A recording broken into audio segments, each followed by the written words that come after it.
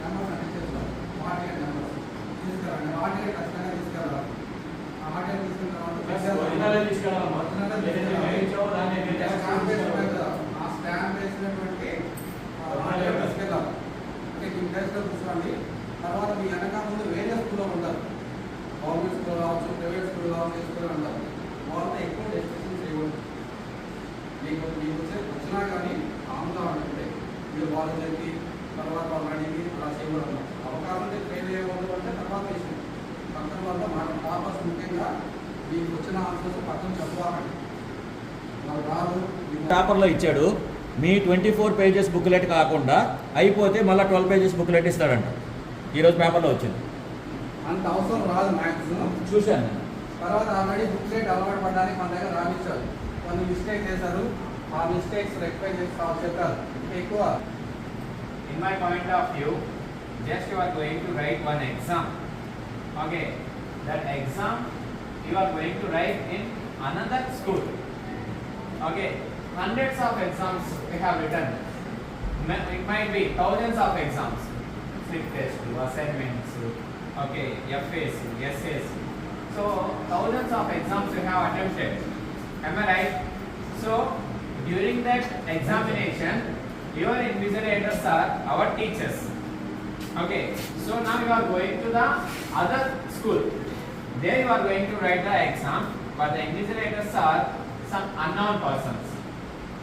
Hopefully, your maximum of your examinations was conducted by, class exams were conducted by principal sir, biology sir, English sir. That's it. When compared to these three persons, their invigilators will be somewhat liberal. You don't need to worry. Okay, so first tension almost has been removed from your mind. Okay, so invigilator you don't need to worry about them. Okay, when compared to the three members, they are somewhat better only. Okay, so no need to get any tension. Next one is how to write the examination in other place. Okay, so here we have habituated, here our school, whatever the marks, whatever the question paper, we don't need to worry, it's our school, somewhat confidence for us. Okay, so what will happen if you change the place? So I think so in similar lesson, Balakrishna one dialogue is there. Okay, place మారితే తినే food మారుద్ది పడుకునే bed మారుద్ది bread ఎందుకు మారుద్దా very full some dialogue is there. So even if you go to other schools also, your blood means each and every drop has filled with the subject. Okay, throughout the year, how many days? 430 days. Last year February we have started. Okay, 430 days completely, each and every second, not prepared, but imagine like that. So each and who has prepared for this? Very strict. That we have created. Every center is somewhat liberal only. Every center. Sir, I explain చేశారు ఏ point అడగలేదు ఇద్దరు సార్లు అన్ని points డీటెయిల్గా explain చేశారు. Sir చూడమ్మా మనకి 15-16 SI క్వశ్చన్స్లో ఈ ప్రతి క్వశ్చన్కి క్వశ్చన్ పెట్టి ఆన్సర్ అని రాస్తున్నారు. కానీ 15th ఏబి ఉంది. కానీ 15th ఆన్సర్ అని రాస్తారు. ఏకి ఆన్సర్ బీకి ఆన్సర్. సో అది క్లియర్గా మెన్షన్ చేయండి. సో ఎగ్జామ్ అయిపోయిన తర్వాత లాస్ట్ రీసెంట్గా కూడా 2-3 మార్క్స్ వేయలేదు ఎందుకంటే క్వశ్చన్ నెంబర్ ఎంటర్ చేయండి.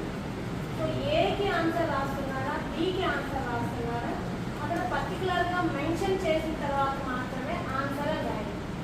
సో ఏ అది పెడితే 15th ఏనా 15th బి అంటే 15th ఆన్సర్ అనా లేదా 15th ఏలో ఉన్నదానికి ఆన్సర్ అనా. సో ఫిజిక్స్ కెమిస్ట్రీకి వచ్చేటప్పటికి ప్రతి క్వశ్చన్కి internal choice A or B. So దాన్ని పర్టికులర్గా మెన్షన్ చేయండి. 15th పక్కన ఏం రాస్తారు ఏ ఆర్ బి అది రాసిన తర్వాత ఆన్సర్ అని పెట్టండి. సో సార్ చెప్పినట్టు ప్రతి క్వశ్చన్ అయిపోయిన నెక్స్ట్ మీరు వాళ్ళని రిక్వెస్ట్ చేస్తే వాళ్ళకి ఏమైపోతారు చీఫ్ అయిపోతారు. సో స్టార్టింగ్ డే నుంచి అలా చేయండి. మన కళ్ళు చాలా పర్ఫెక్ట్ అది వాళ్ళకి తెలియదు కదా, వేరే స్కూల్ వాళ్ళకి తెలియదు కానీ మాకు తెలుసు మీ కళ్ళు ఎంత పర్ఫెక్ట్. సో స్టార్టింగ్ నుంచి మిమ్మల్ని మీరు ఏం చేసుకోవద్దు, మిమ్మల్ని మీరు తక్కువ చేసుకోకుండా మీ మీద మీరు కాన్ఫిడెన్స్ పెట్టుకొని 100% you will get good marks. Okay, so don't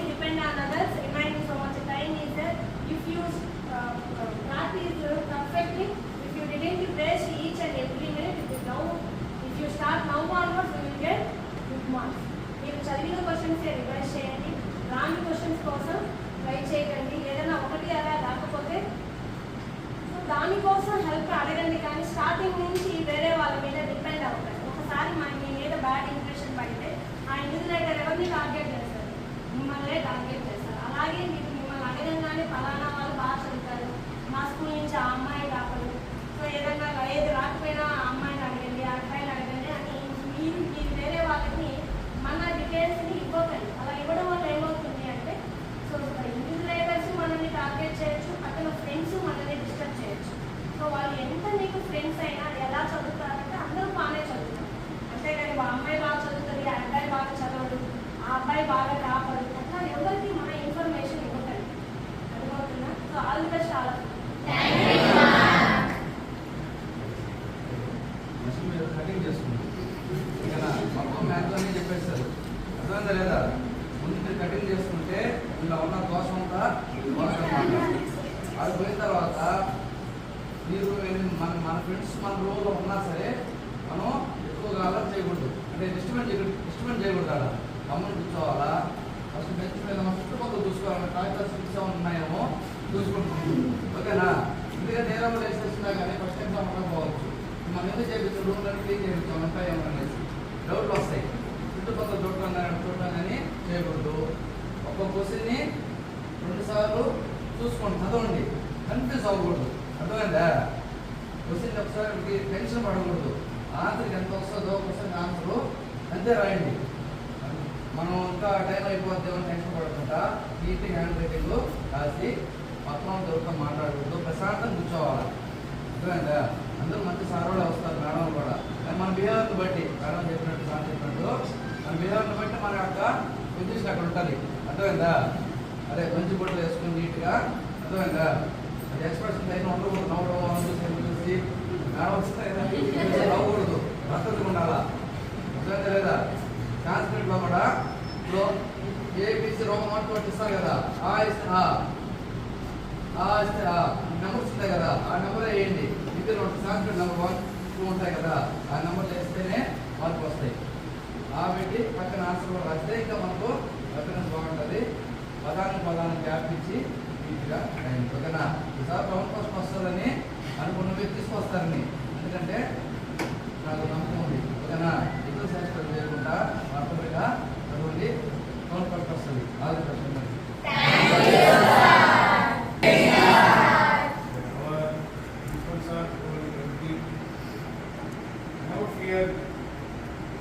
We have to when you want to write the answer 2 or 3 times we have to read the question.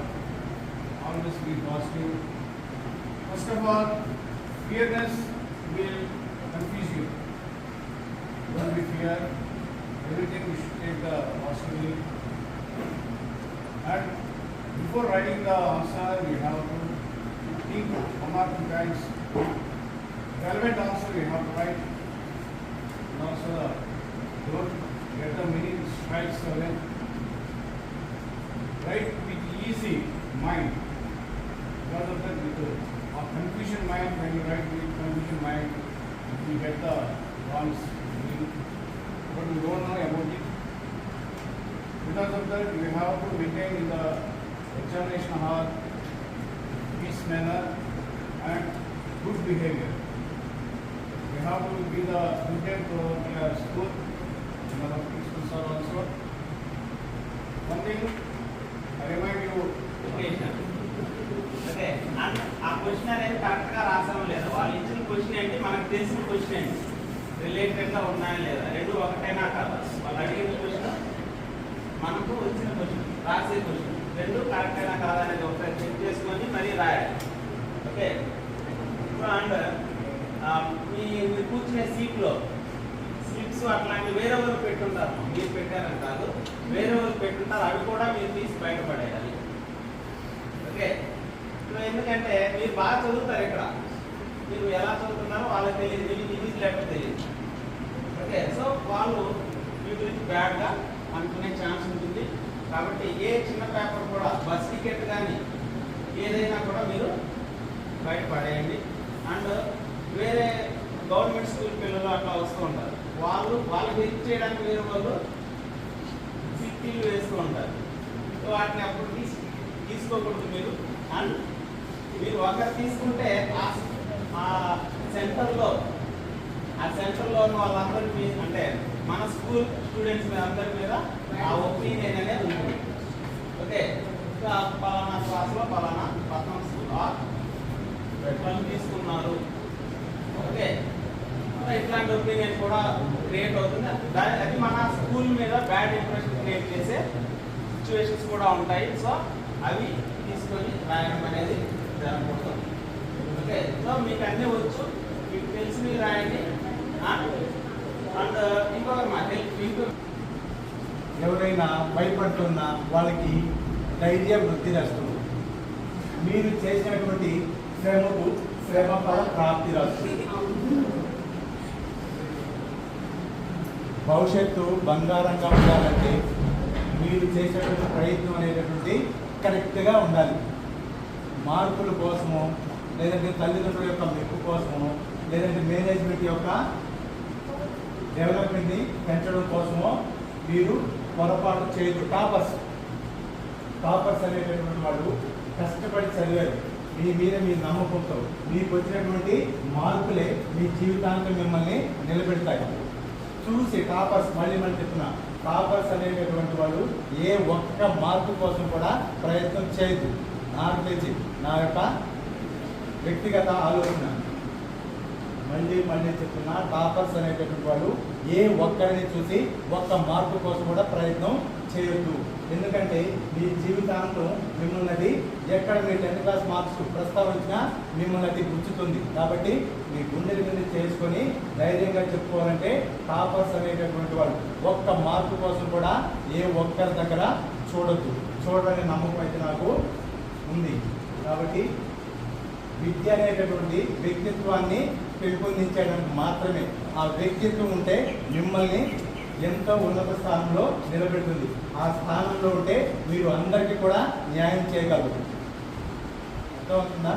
కాబట్టి ఏది ఉన్నా లేకపోయినా, డబ్బు ఉన్నా లేకపోయినా, అధికారం ఉన్నా లేకపోయినా, మిమ్మల్ని తృప్తిగా ఆనందంగా జీవితాంతం చివరి వరకు నడిపించేది మీ వ్యక్తిత్వం మాత్రమే.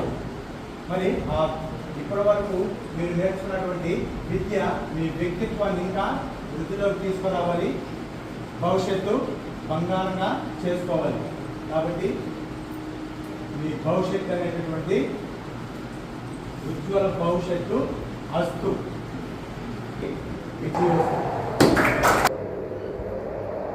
శిఖర మంచు ముద్దిడి మట్టి నేలలే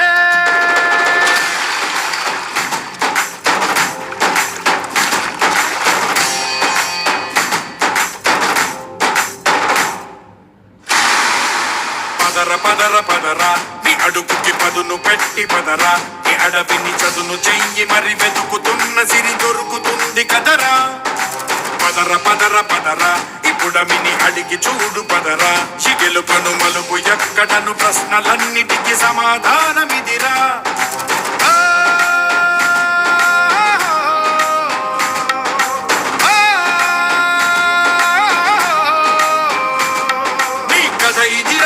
మొదలిదిరా ఈ పదమున మొదటడుగేరా, నీ తరమిదిరా అని చాటేరా.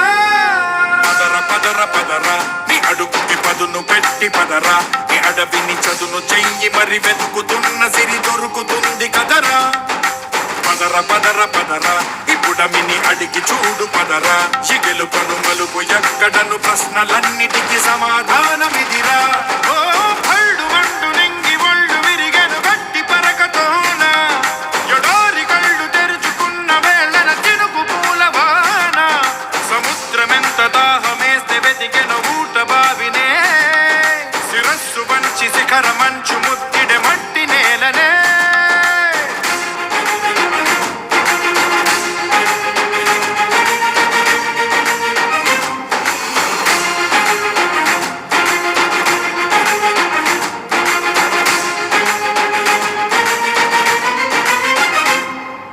కదిలే